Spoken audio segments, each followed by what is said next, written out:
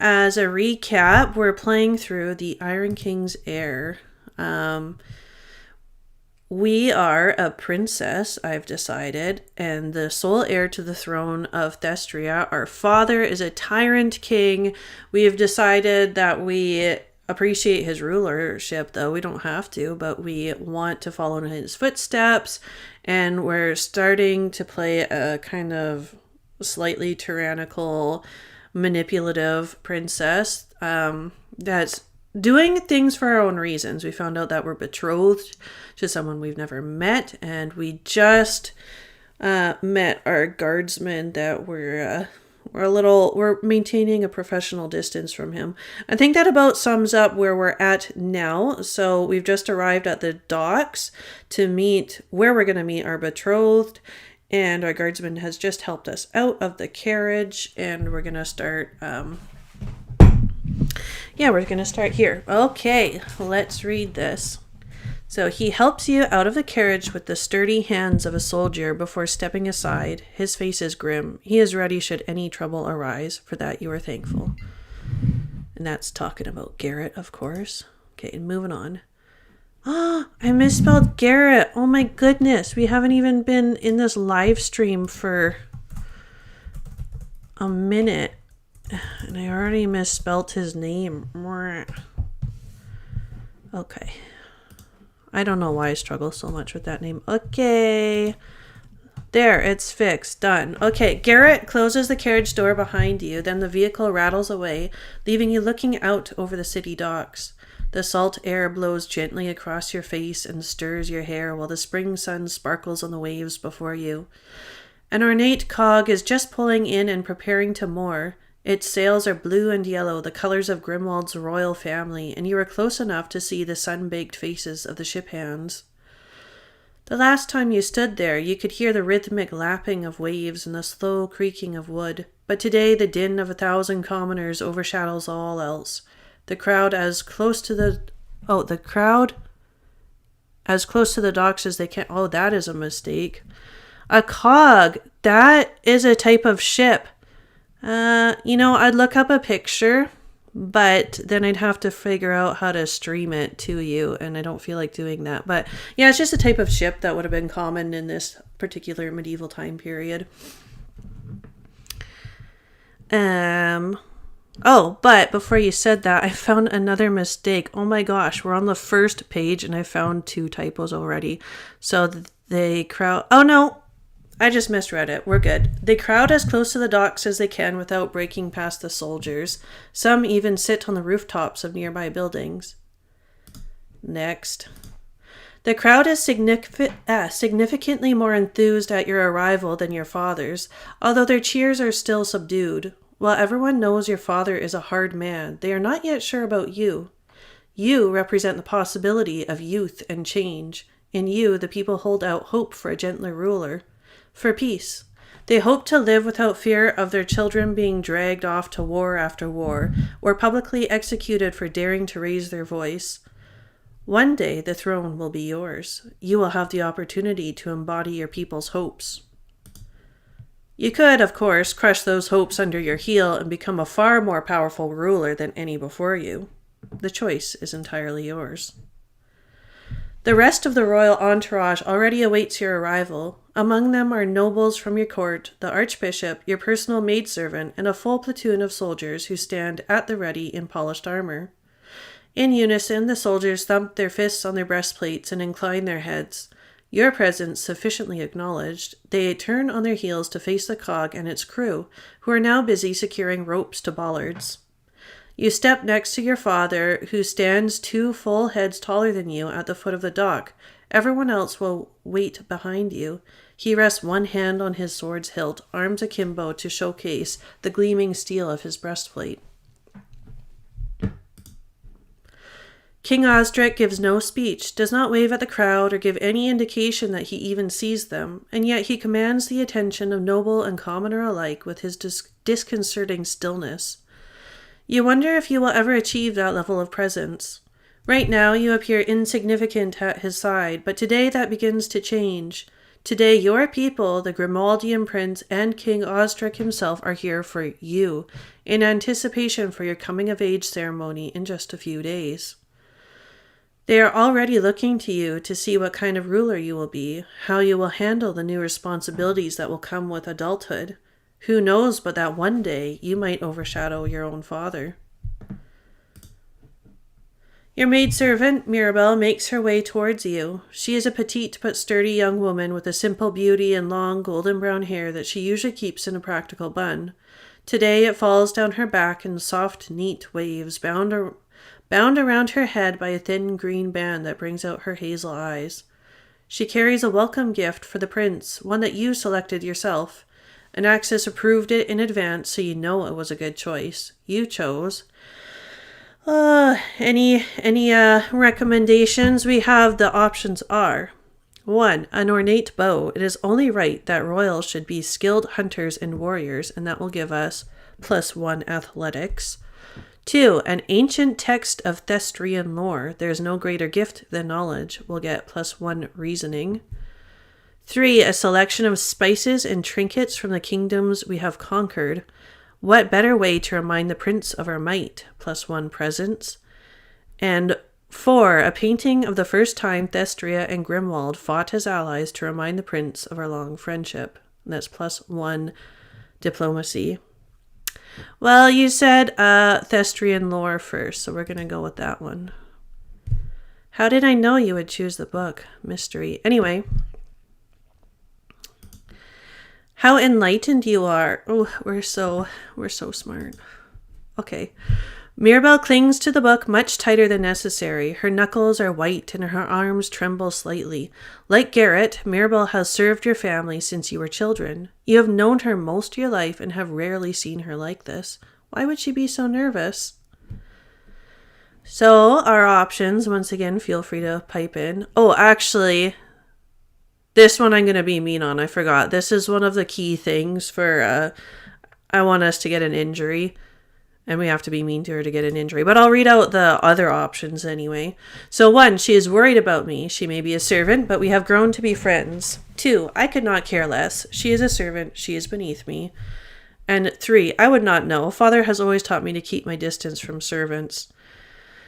So, yeah, we're going to be mean because I want to make sure we get an injury. And the thing is, if we're too nice to Mirabelle, she's going to help us not get injured later. So let's be mean. Okay, you used to be friends when you were little and there were no other children to play with, but those days are long past. Your father was always quick to remind you not to get too attached to servants. They have their duty, you have yours, and mixing worlds never goes well. You bear Mirabelle no ill will, but a person only has space in her heart to care for so much. With an entire kingdom on your shoulders, your heart is plenty full of concerns already. Wow, that's not as mean as I thought it was. You know, I'm actually gonna... Actually, I forgot what option 2 was. Yeah, I'm gonna check. I want to make sure that there was an actual mean option and that I wasn't just misreading. There. I found the code.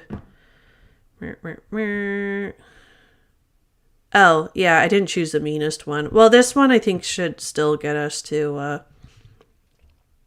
what's the word? I think we can still get injured at this level of meanness, but we'll find out. I hope so. But yeah, there was an option. Okay, moving on. We made a mistake. That's okay. I think it can be rectified. Oh, dang it. No, it can't. This is the one we needed to make her mad, but maybe she'll be mad enough if we select this. I can't actually remember. We'll find out. This is a good learning experience for me. Anyway, whatever she is feeling, she is distracted and unsteady on her feet and does not take into account the uneven ground she traverses. She is almost at your side when she stumbles on a loose stone. So, our options are 1, steady her. Father will probably lecture you for lowering yourself but it would not be right to let her fall. And we're not going to do that, obviously, because we're a little mean. We're going to have to go with studiously ignore her. It is a safe, proper option. And if we had been meaner before, we could have berated her for her clumsiness. But this is grayed out because we did not make the right choices earlier on. Yeah, we can't do 3, but we'll do 2. It's the meanest we can get based on our previous choices. You keep your eyes ahead as Mirabelle tumbles to the cobblestones, the book smashing onto the dock before her. Her face flames as she scrambles to seize the gift and return to her feet. Your father shoots her a withering glare, which she does not notice because her head is already hanging low. At least the gift is intact. Ahead of you, the gangplank descends to the dock with a dull thud. A trumpet peals out from the ship's deck and a herald cries, "Behold, His Royal Highness Connor, Prince of Grimwald, honored champion of Thestria, son of His Most Noble Majesty Malleus, King of Grimwald." Then a man dressed in Grimwald's colors emerges from a cabin and steps onto the gangplank. Prince Connor. He is just as fair as the rumors told, with radiant blonde hair that shines in the sun. Behind him follows a contingent of guards in blue tabards with yellow trim. They march in pairs, their armored footsteps rattling the gangplank as they pound down in unison. The prince's guards are stone-faced and clearly ready for action, but the prince himself walks towards you with an easy grin. One hand rests on his sword's hilt, just like your father. But also very unlike him. While your father is stiff and rigid, Prince Connor has an easy way about him, a confident but loose gait and a cheery demeanor. He greets your father with a bow while his guards fan out behind him. "Your Majesty, I thank you for such a grand welcome." Your father inclines his head. Prince Connor, greetings. Then the prince turns to you. You curtsy and he bows low, taking your hand in his. He is firm, strong, and somewhat calloused. No, his is firm, strong, and somewhat calloused, but not nearly so rough as Garrett's. A hand that knows both sword and quill. Soft lips press against your hand lightly, and he looks up at you with clear blue eyes alight with anticipation. Princess Penelope, you are lovelier even than the stories told. By all appearances, the prince is genuinely pleased to meet you. Do you return the sentiment? Oh man, this was actually a pretty hard scene to code for me as a newbie because I actually have like 7 different options and you're only seeing 3 here because it all depends on what you chose before. Like, were you wanting to marry him anyway? Of course, I don't force you to choose in the first moment when I initially asked you that. That was mostly to gauge your personality type. Like, hey, are you the kind of person who would go through with an arranged marriage or not? Was I what? Sorry, I'm just reading the comments. Anyway, so our options. By all appearances, the prince is genuinely pleased to meet you. Do you return the sentiment? So number 1 is, now that I see him, I am more convinced that this marriage is the right choice. Yeah, that's the question. Just speaking to the Ahuga life. Do we want to arrange the marriage, lol? That's up to you guys. Whoever speaks first gets first dibs on what we're choosing. Or I'm just going to go with the first option probably. Okay, so our options are, now that I see him, I am more convinced that this marriage is the right choice. And there's a little heart because that will give us a romance point. Yeah, I knew it was you. I wasn't sure if you wanted me to out your name for the no other viewers that are in this chat, but you never know. Someone might show up later and watch this. Okay, so we're going to do 1, but I'm still going to read the other options. He may not be the type, but I still intend to marry him, or my type. And the third option is, now that I see him, I realize he is not my type. Maybe I do not want to go through with the marriage after all. And Christine wants the romantic option, which I think is a good choice, personally, but maybe I'm biased. I really wanted to make like an arranged marriage that could be a nice story because there's so much doom and gloom with that. But honestly, like, they're not always horrible in real life either. I mean, I don't know the stats on that. Actually, I do know the stats. Statistically, arranged marriages are just as happy as non-arranged marriages, or just as miserable depending on how cynical you're feeling. Anyway, moving on. That's just real life. This is fake life, though. We can have like a really awesome arranged marriage if we want it. Okay, moving on. We spent too much time on this question. Okay, so we're going the romance route. You honor me, kind prince. It appears the stories I have heard are true. He raises an eyebrow. I trust they were good stories. You smile cryptically in response. Moving on. Introductions aside, you gesture to Mirabelle, who steps forward with the book. Please accept this gift as a token of our long friendship, you say. Mirabelle bows her head as she passes the book to Prince Connor. The prince graciously accepts the gift from Mirabelle, revealing a smear of blood on the book where your servant's hands had been a moment before. Mirabelle gasps and looks wide-eyed at her hands, which are scraped from having fallen on stone earlier. I'm so sorry, Your Highness, Mirabelle exclaims. I will take care of everything. It will be good as new. You scowl at your maidservant. You've done enough damage already, have you not? You will bring this gift to Lady Evangeline, who will take better care of it than you. That might be a little harsh given her choices, or I'm just thinking about, I coded this so that depending on how nice you are with Mirabelle, you get a little different flavor. I think this might be a bit too mean, but that's probably a stat balance issue, which will be one of the last things I resolve later in the game. Because, anyway, apparently we're a little meaner than I thought. Moving on. Mirabelle's cheeks flame up once more and she reaches a shaking hand out to the book, but Prince Connor does not hand it to her. Instead, he snaps you a sharp look. I assure you no harm was done and I can take care of matters on my own. Does Mirabelle like him? Definitely not more romantically. That's never even crossed my mind that they might enter a relationship. She has, I don't know, she has a bit of a tense relationship with authority, I guess you could say. I mean, she's been raised kind of as a bit of a slave her whole life by a tyrant king. So she doesn't necessarily have very positive feelings towards princes in general, but she's not like anti everyone. Like, she's not a really harsh person. I think if she got to know Connor, I think she'd really like him though, because they're both just nice people. Connor is like a legit dude.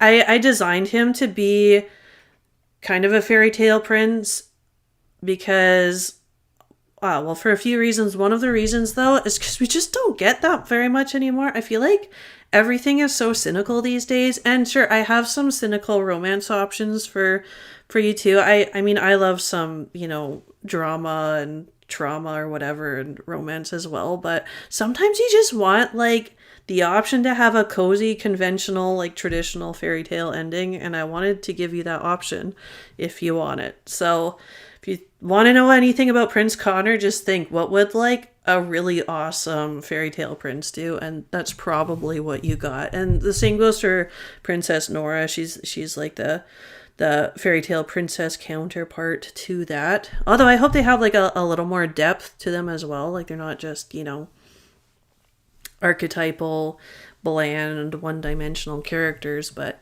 that fundamentally they're just good people. Anyway, so that's why he's a little annoyed that we're mad at Mirabelle, because he's like, dude, why you don't have to be mean. She's already upset. Anyway, so he looks to Mirabelle. Thank you for the generous gift. You see inwardly, how improper addressing the servant instead of you. Yeah, that's a total stat balance issue. I'm sorry, but that will be fixed way later, probably, when I make sure that all the stats make sense. Okay, you are about to open your mouth in response, but are cut off by the sound of yet more trumpets and the cry of Grimwald's herald. Behold, her royal majesty... Oh, no... Nora's not a majesty. Oh my goodness. I gotta fix that. She's a highness. Let's find that. Okay,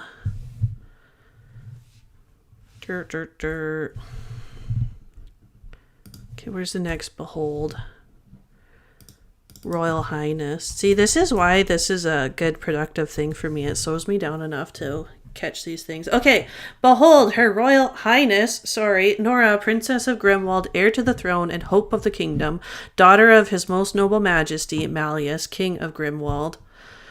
A woman emerges from the cog's cabin, as poised as her twin brother in front of you and dressed in the same Grimwaldian yellow and blue. You would know they are related even without the herald's cry. Nora has her brother's radiant hair, although hers falls in soft waves down to her waist, while Connor's scarcely reaches his chin. She crosses the deck with slow, graceful steps, her hands clasped delicately in front of her. Her smile is gentle but genuine. She hardly makes it off the gangplank. Boom. A sound like 100 thunderbolts splits your ears as the ground heaves and throws you off your feet. For a moment you lie there, cheek on cobblestones, trying to discern what your eyes are seeing. Flames, smoke, your people bleeding, running, their screams unheard above the ringing in your ears. A firm hand grasps your arm and you allow it to help you up. Garrett's unconcerned face moves into your vision. His mouth moves, but it takes a few shallow breaths for your ears to clear enough to hear his words. When you do not respond, he repeats himself. Your Highness, we have to get you somewhere safe. His left hand still grips your arm, tugging lightly on it. His other hand brandishes his sword.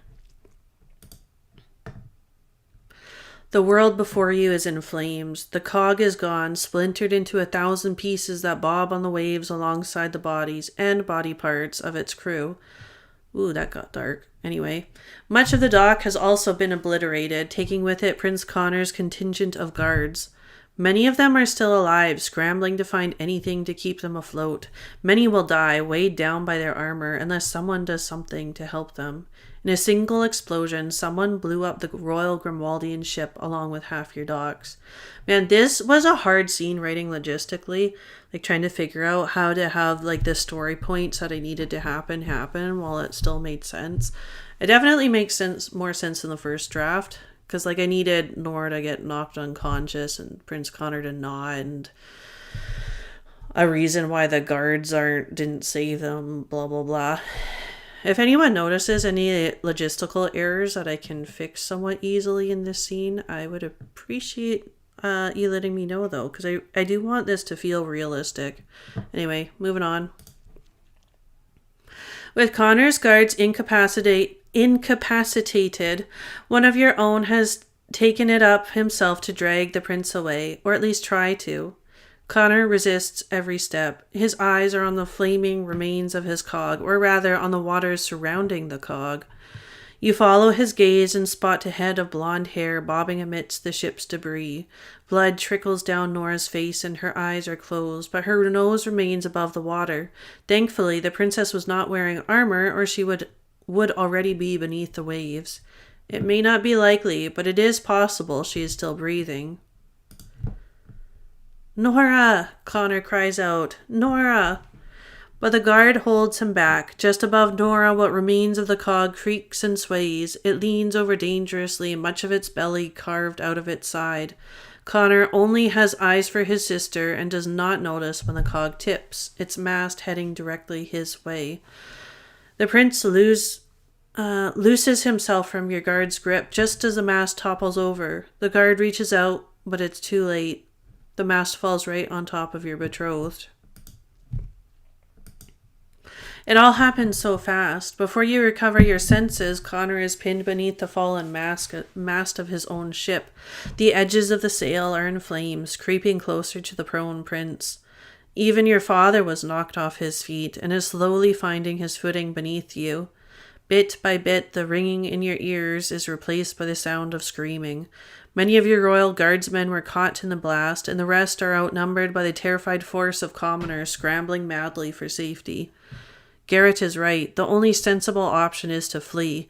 Whoever attacked might not be finished, and the chaos makes this a ripe place for another accident to occur. You are quite certain you do not have a death wish. And yet someone has to do something. Your Highness, please, we cannot delay. Garrett's grip on your arm is getting dangerously tight, but he is not yet prepared to forcefully drag a royal away. You are fairly certain if you dig in your heels, he will give in, but he could get in quite a bit of trouble for neglecting his duty. On the other hand, is it not your own duty to care for your people, and your people are in danger? Okay, for this one, because again, I want to test a specific thing. We are going to stay behind, but we can choose why. So our options, we're not going to do the top two, but I'll read them out anyway. Option 1 is I would like to help, but I will not fight my own guardsmen. Option 2, I follow him gladly. I have no intention of risking my life here. And we're going to choose between one of these two. My people need me. That takes precedence over protocol. And 4, nobody tells me what to do. I will remain exactly where I am. This option would make most sense with what we've already chosen, but you have a second to convince me to choose this one. No opinions? Okay, we're gonna be stubborn. Nobody tells me what to do. What a reason to stay behind in like this chaos inferno. Like, I'm just gonna stay behind because someone told me not to. I've been there. I've done stupid stuff just because people wanted me to not. Anyway, so we're saying, I will not be dragged around like a horse. Your Highness, you silence him with a hand. Do not argue with your future queen. Garrett's jaw hardens, but he knows better than to argue with the royal. As it pleases Her Highness, he says. He remains close to your side, sword at the ready, eyes scanning the area for danger. Mirabelle too remains, eyes wide, her body trembling. She will not be of much use here if she can't pull herself together. You may return to the castle, you tell her. Your chambermaid nods numbly and wastes no time gathering her skirts and vanishing into the fleeing crowd. Yeah, if we were nicer to Mirabelle, she would have stayed with us. That's why I wanted to be a little meaner, because she does actually help out a little bit, depending on what you end up doing here. I wanted to have some kind of benefit for being nice to the servants. Okay. Your father also remains. He rises to his feet before anyone can help him, his eyes ablaze. Fool, he growls to a nearby guard who is just finding his own feet. Help the prince! Oh, I just got your... That was delayed. I don't know if that's my stream delaying or your comment delaying, but I just got your suggestion for number 3. Sorry, I don't know if my whose internet's off, but we're gonna have to move forward. We were mean, sorry. Moving on. The guard does not move at first. He sways on his feet, stunned and useless. King Ostrich snarls at the guard and pushes him over as he takes a few quick steps to Prince Connor's side. The prince groans under the weight of the mast, his eyes glazing over. He is barely conscious. Without hesitation, King Ostrich grips the mast in both hands and lifts. Every muscle strains and bulges. Sparks and smoke shroud him like some hell beast ripping at the foundation of the world. For anyone else, the task would be impossible. It may yet prove to be so for your father as well, but he looks so fearsome you can't help but wonder if he might pull it off.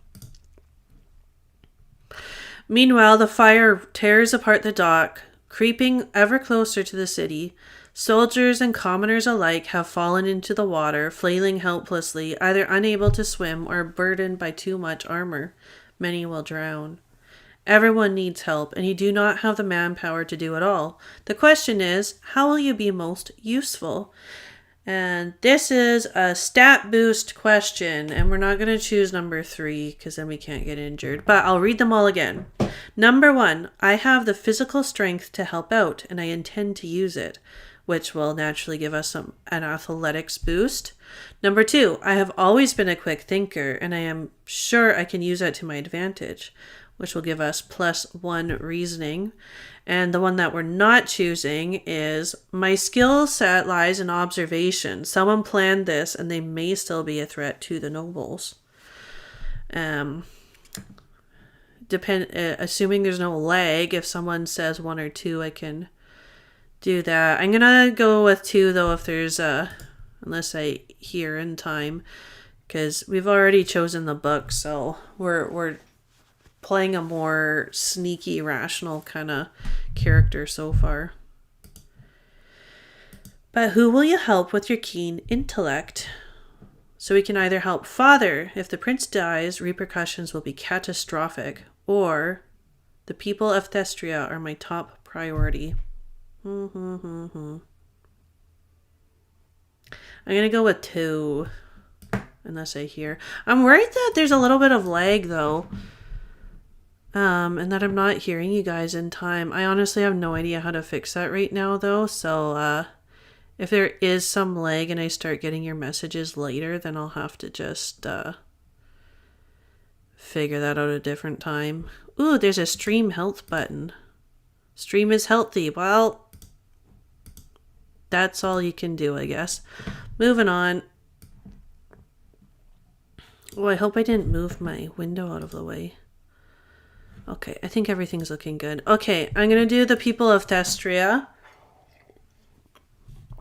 And this, again, is purely for a troubleshooting thing because I think the coda was a little bit more complicated if we don't rescue the prince. So this will help me figure out if I did anything wrong. Okay, you run past your father, straining at the mast and straight for the edge of the docks. Soldiers are starting to fill what undamaged rowboats they can find, but the process is slow. Yeah, see, I just got your message for 2, so... You know what? I think it's because I had scrolled up. I hope it was just that newbie of a thing. Hopefully I can just see your comments live. Sorry about that. Rookie move if that's what it is. Okay. Hopefully I'm getting your comments now live. Next time. Okay. So you run past your father, straining at the mast and straight for the edge of the docks. Soldiers are starting to fill what undamaged rowboats they can find, but the process is slow. Many will drown before they can be hauled out of the water. Help me keep them afloat, you yell. Wow, no, I just got another 2 from you and there's no question. Yeah, there's definitely lag. I'm so sorry. We might just have to suffer with the lag. My apologies.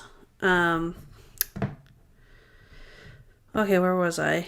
So we're help keep them afloat, you yell, finding a small wooden crate and tossing it in the direction of a soldier whose head is starting to sink below the water. Grab on! He fumbles to find a hold, but you are relieved to see it carries his weight. You move on to the next victim, sliding a broken wooden plank in his direction. Garrett quickly understands what you are doing and follows suit.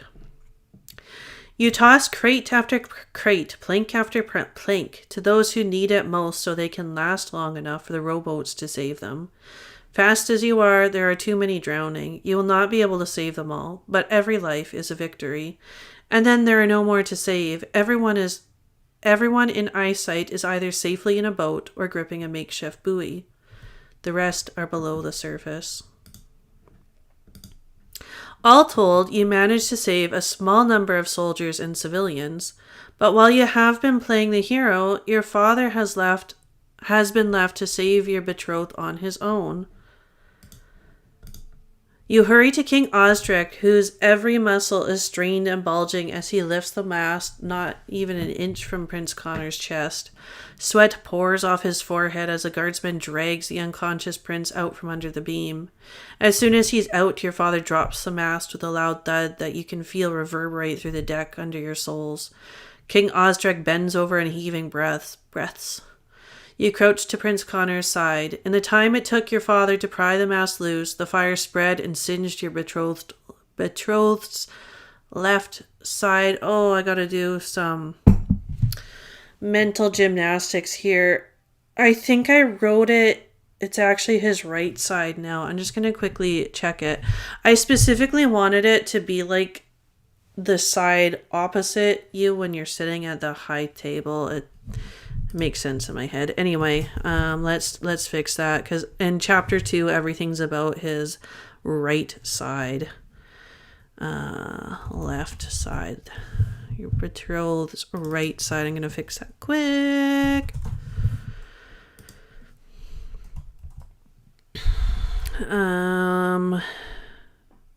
Okay, I think we're good. No, I think that's good.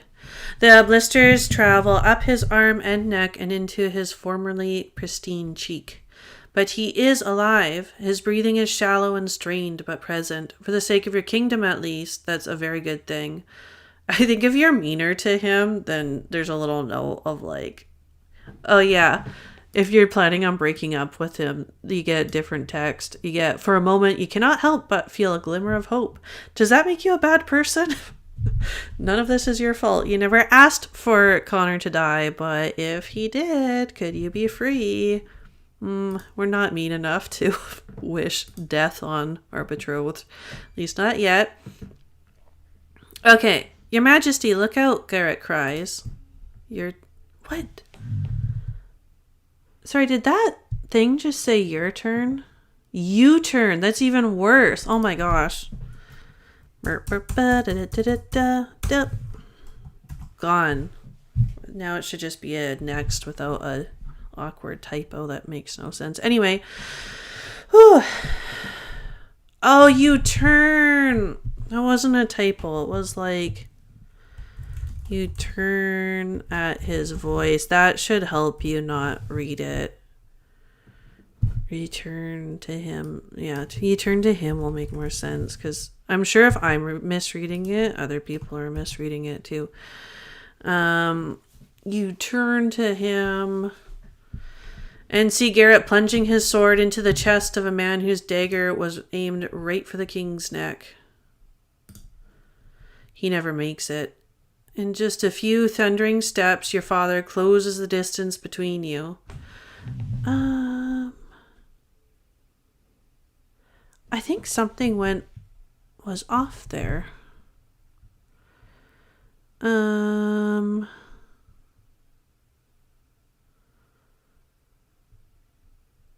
know what? I'm not gonna fix this just yet, but I am gonna note that, because I think something weird happened there in the code. Let's open my note. Okay. I'm writing this down in my notes. I gotta check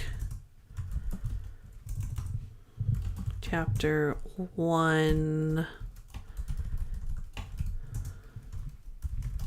Okay, I think I wrote enough of a code that I know what I mean. Hopefully I'll remember to check that tomorrow. Anyway, he never makes it. In just a few... Oh, there's a dude that never makes it. Anyway, I'm going to read that closer next time, because something confused me.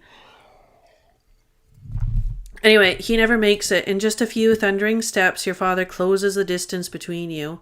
He doesn't bother drawing his sword. Instead, he catches the man's dagger arm mid-thrust and redirects the blade into the man's own chest. Your assailant topples to the ground, then stills. Before he stops breathing, Garrett is back at your side and scanning for any further threats. Then King Osric turns to you, his bulk dwarfing you, his eyes alight, but he does not yell at you. Rather, he turns... What? We still didn't get injured, and Mirabelle's not even there? Man, I gotta check that. Sorry, I wrote so much code for if you get injured, and there's so much flavor text in chapter 2, and it's been so hard to write. Like, you gotta be able to get injured in chapter 1, otherwise, what am I doing with myself? Okay, I'm writing a note. Make it easier to get injured. Anyway, your injury should be gone by chapter 3, more or less. You'll probably get some scars, so it's not like you get injured in this chapter and you're just doomed the rest of the game. But there's some flavor text in chapter 2, and I like the flavor text, and like, you're not even seeing it for some reason. Oh yeah, we skipped like this whole part. I think I see what's wrong, but I'm not gonna fix it on the live stream. I'm gonna fix that on my own time. Yeah, I think I made it so it's literally impossible to get injured, and then I did like a whole bunch of editing to chapter 2 to make the injury fun. So this is why we're reading it carefully. This is good. It's helpful. Okay, I think I'm gonna have to get off soon. I think I'm just gonna read till the end of the dock scene, and then we'll start up again at the end of the turn. Or towards the end of the chapter next time. Okay, then King Osric turns to you, his bulk dwarfing you, his eyes alight, but he does not yell at you. Rather, he turns his attention to Garrett. Guardsman, why is my daughter in the middle of a battle zone? He says, If you didn't know him so well, you could mistake his tone for calm, but you know he is anything but. So does Garrett. To his credit, Garrett does not cower or back away, though he keeps his eyes down and every one of his muscles tenses. Forgive me, your majesty, he begins, inclining his head with one hand to his chest. Her Highness believed we would be in a better position if we stayed on the dock. And you let her? A bead of sweat forms on Garrett's temple. You are fairly certain he knows better than to place the blame on you, even if the situation is entirely your responsibility. But he has to say something to the king. Unless you step in, of course, but that would put the target right back on you. Okay, we got number 1. I say nothing. It's best that his ire fall on Garrett instead of me. Option 2. Father will know I was responsible unless I demonstrate otherwise. I pin the blame on Garrett. Option 3. This was my responsibility and I will accept all blame. I don't think I'm going to get a response in time with this apparent lag. So I'm going to go with what makes sense given the character we've started creating. And I'm just going to say nothing. Ooh, I did get your KK though. I don't know if there's like anyway. You're welcome to keep trying to send choice recommendations, and if I get it in time, I get it. Otherwise, whatever. Worse things have happened. Okay, I'm gonna do the number 1 though. I say nothing. It's best that his ire fall on Garrett instead of me, because we're kind of like an aloof, not super dutiful type princess here, so Garrett starts. He flounders for a moment before giving up and kneeling before the king, head bowed in submission. Forgive me, your majesty, there is no excuse. Your father's hand tightens on the hilt of his sword, and you wonder if he is going to kill Garrett then and there, but his eyes flick to you. Don't think I won't hold you responsible too, he growls.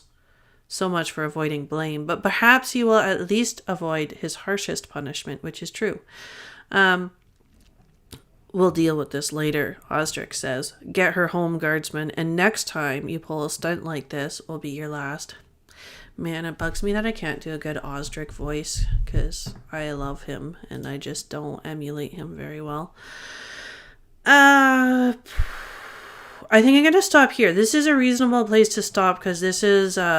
we're going to get into like the slower part. We did like, yeah, see, I just got 2. I just got your message about 2. Dang, this is going to bug me. Whatever. This lag. I'm going to have to look into that. I have no idea if it's on my end or your end or what. Or both. Okay.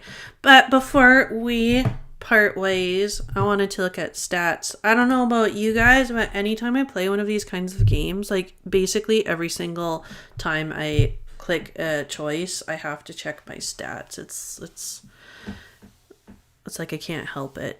I'm not going to do that while live streaming because I think that would be really annoying, but we can do it at the end of the session, I think, and just kind of see what happened here. Okay.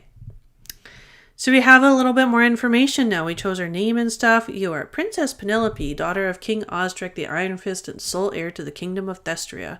You are betrothed to Prince Connor, second in line to the throne of Grimwald. There are 100,000 gold pieces in the kingdom's treasury. Use them wisely. Skills. Yeah, we don't have a very wide spread just yet. I think the skill choices get a little more interesting in chapter 2. I do want to rework some of them in chapter 1 eventually, but it's not really a priority. As I mentioned, stats are like the last thing that you worry about adjusting in these games, at least according to veterans. So our relationships, I think most of these start at 20%. We successfully made Garrett hate us even more. Mirabelle's just kind of like coasting. Prince Connor likes us. Surprisingly, the Iron King likes us. So, oh yeah, because he decided we wanted to be like him. That's one of the options I chose. Factions. I guess the nobles dislike us for some reason now. I'm not really sure how that changed. I forget where that starts. You know what? I'm not going to scroll too much in the code. I don't want to give away spoilers. It's actually really easy to check code online though, but I'm not going to encourage that if you don't want a spoiler ridden game. Well, our personality, we are bold, independent. We haven't had a chance to lie yet or to stay brutal honest or do anything brutally honest. Oh, and we're a little bit ruthless. Wow, this doesn't change very much. I'll have to up the stats one day. That's about it. I don't think you can get a hit to will just yet unless you get injured, which apparently is impossible due to some coding mishap, but whatever. Whew. Anyway, there you have it. There is our second streaming session reading of the Iron King's Heir. Thank you, Christine, for joining. Hopefully we can do this again sometime. I kind of like it. I know it's, not a super high traffic channel, but that's not really the point. The point is to have fun and force me to read this slowly so I catch these typos and whatnot. So thank you for joining me, sitting along with me. Hopefully see you next time. And now I just gotta figure out how to stop the stream and enjoy it the rest of your night. Bye.